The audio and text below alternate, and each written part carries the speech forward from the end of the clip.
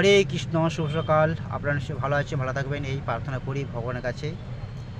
তো অনেকেই আত্মীয় স্বজন যখন মারা যায় তার উদ্দেশ্যে 10 দিনে 10টা পিণ্ডদান করেন।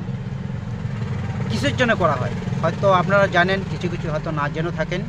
তবে শুনুন কিসের জন্য করা হয়। 10 দিন 10টি পিণ্ডদান করেন যে আত্মা, তার একটা শরীর গঠন হয়। প্রথম দিন যখন পিণ্ডদান করেন ওই আত্মার মৃত্যু ব্যক্তি আত্মার মাথা গঠিত হয়। দ্বিতীয় দিন যখন পিণ্ডদান করেন ঘাড় ও কান গঠিত হয়। তৃতীয় দিন পিণ্ডদান যখন করেন হৃদয় ও বুক তৈরি হয়। চতুর্থ দিন যখন পিণ্ডদান করেন পিঠ তৈরি হয়। পঞ্চম দিন যখন পিণ্ডদান করেন নাভি উৎপন্ন হয়। ষষ্ঠ দিন কমল ও ভূদশ উৎপন্ন হয়। সপ্তম দিন পিণ্ডদান যখন করেন যৌনাঙ্গ তৈরি হয়। অষ্টম দিন যখন পিণ্ডদান করেন উড়ো তৈরি হয়। নবম দিন পিণ্ডদান যখন করেন হাঁটু ও পা তৈরি হয়।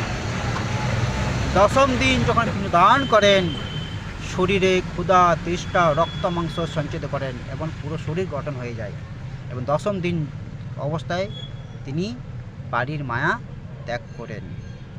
এই হচ্ছে 10 দিনে 10টা পিণ্ডদান করার নিয়ম, তার শরীর গঠন হয়। হরে কৃষ্ণা হরি বল।